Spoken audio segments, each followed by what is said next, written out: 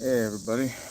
This is not usually a normal topic I get into. Well, maybe sometimes I might get into something about firearms, but I'm gonna be talking about the SIG P320, the 320, and a little bit of the issues that it seems to be having, and the most recent issue involving the one shooting of the airman. Uh, I personally do not own anything SIG Sauer related. I don't own any of their pistols. I don't own any of their rifles. I've seen them at gun shows and stuff like that. Picked them up, looked at the price tag, got the sticker shock on it. But other than that, I've never handled one or even used one. When the SIGs started coming into the military service, that was well after my time, back when we were still using the M4 carbine, the Berettas, and pretty much all the older stuff that was trying to be about as modular as it could get, but still having limited funds and dealing with contracts and stuff like that.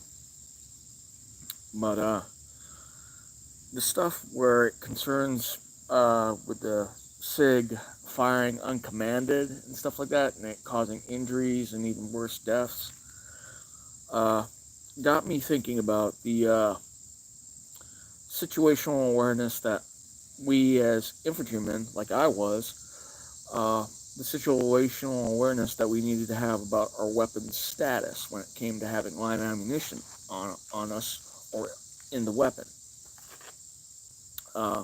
During our combat deployments, we had these three statuses that would be applied to our weapons when we went outside the wire: green, amber, and red. Now, why am I talking about colors that sound like stoplight colors? Well, it was a real simple thing for us to remember in regards to weapons safety and personnel safety.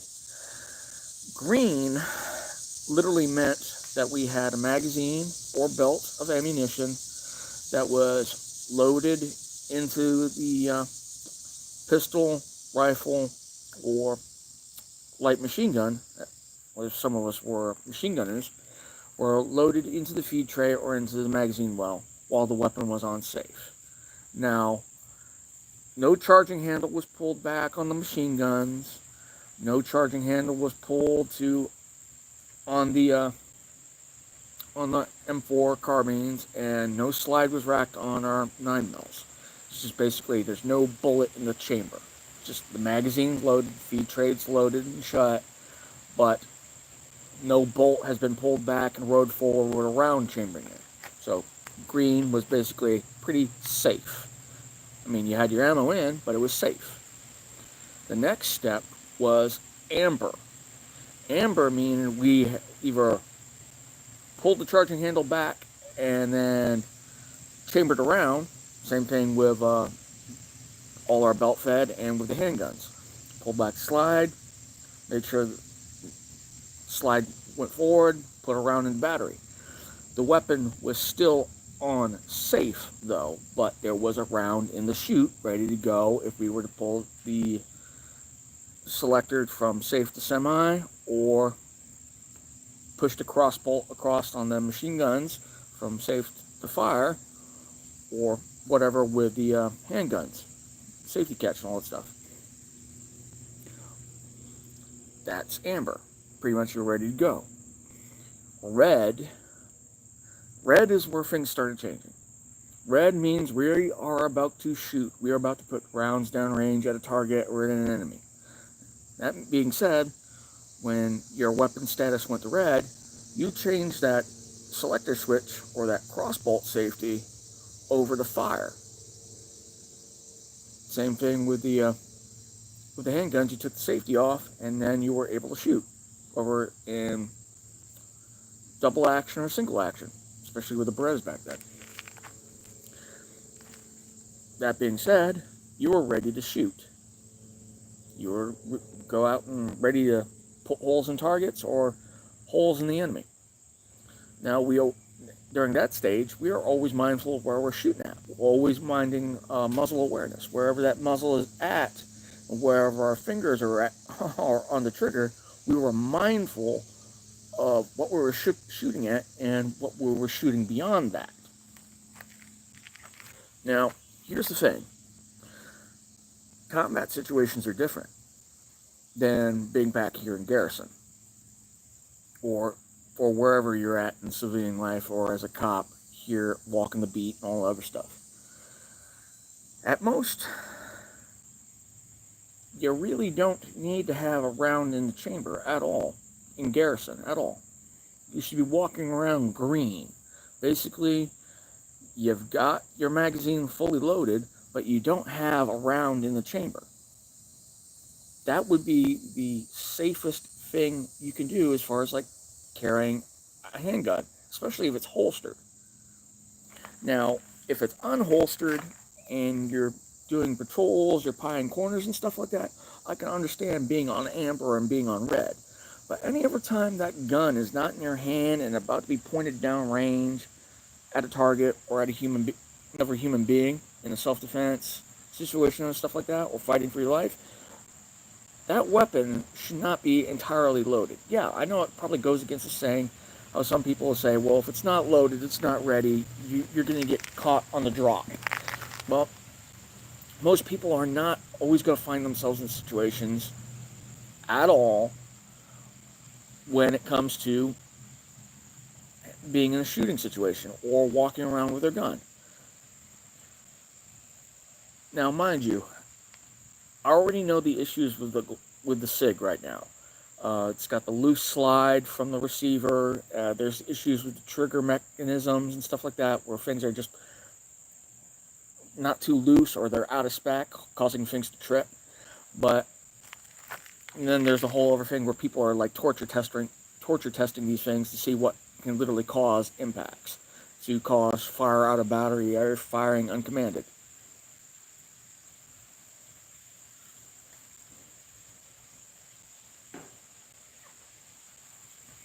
Now,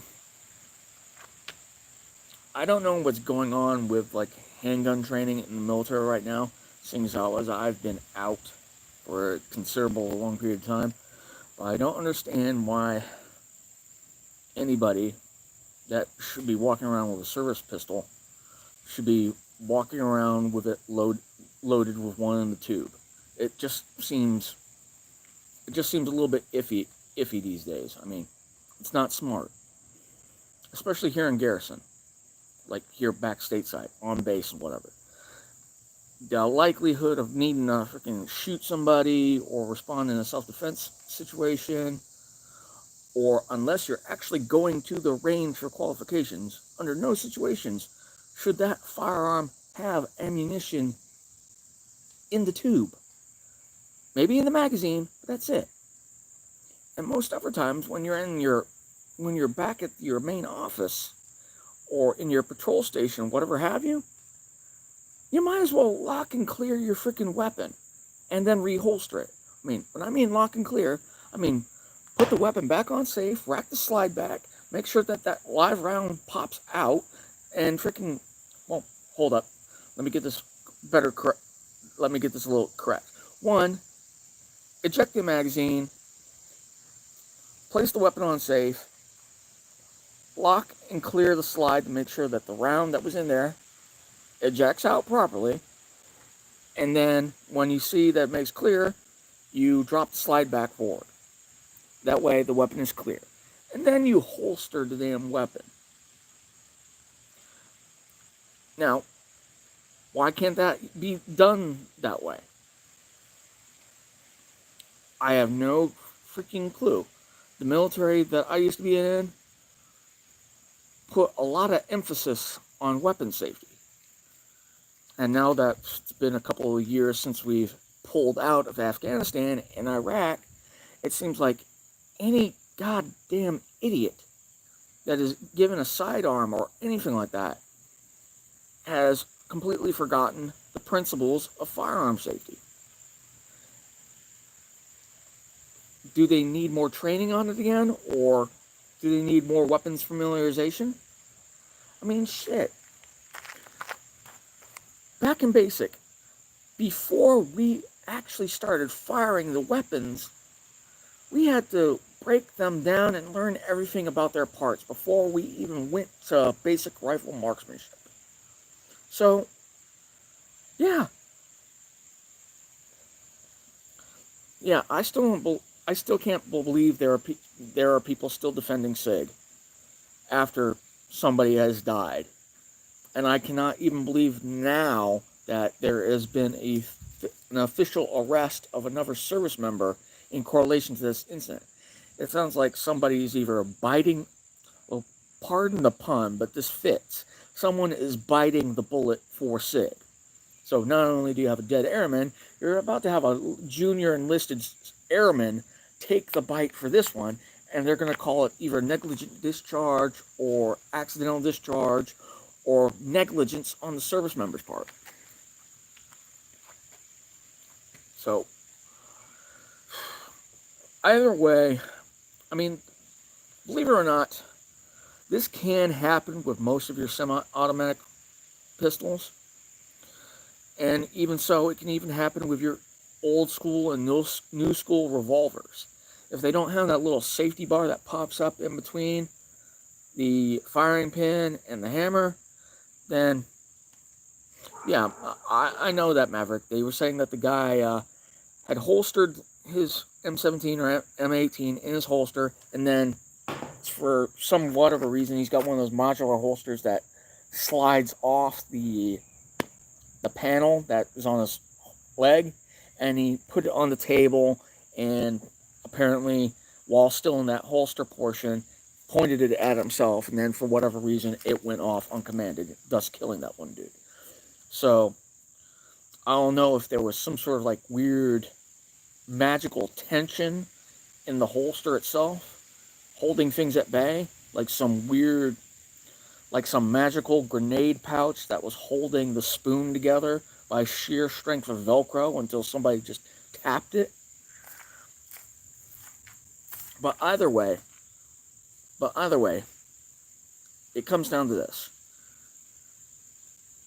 Regardless of wherever that person was at or wherever anybody is at with their freaking gun, it should have been locked and cleared and unloaded. It should have not been loaded or at all inside the building. It's just basic tenets. I mean, freaking, as an infantryman in the past, we never got ammunition until we were at the range or until we were deployed to, combat areas where we needed live ammunition. But the ammunition was always kept separate, and we always had our weapons in our arms room. No ammunition there. With the exception of the armor, or maybe having a magazine or two for a 9mm to defend the arms room in the likelihood that someone would try to steal weapons, which most likely would never freaking happen. But even in the arms room, no weapons had access to ammunition. No soldiers had access to ammunition at all, except for that one instance with the armor needing to protect the place.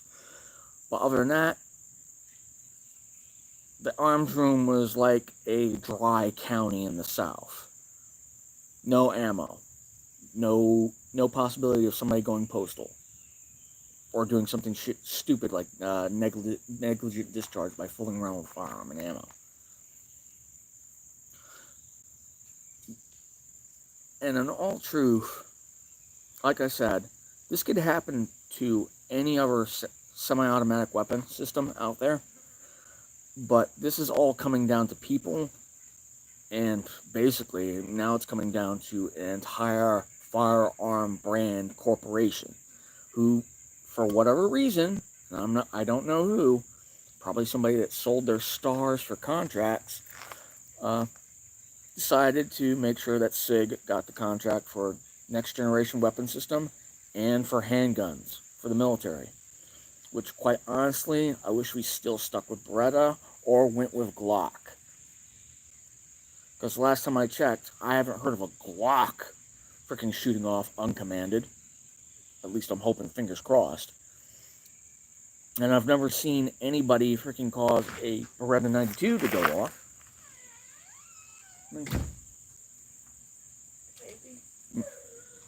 Yep, hold up. What's it? I was doing it live. Oh, I'm sorry, honey. I thought you were talking to your dad. No,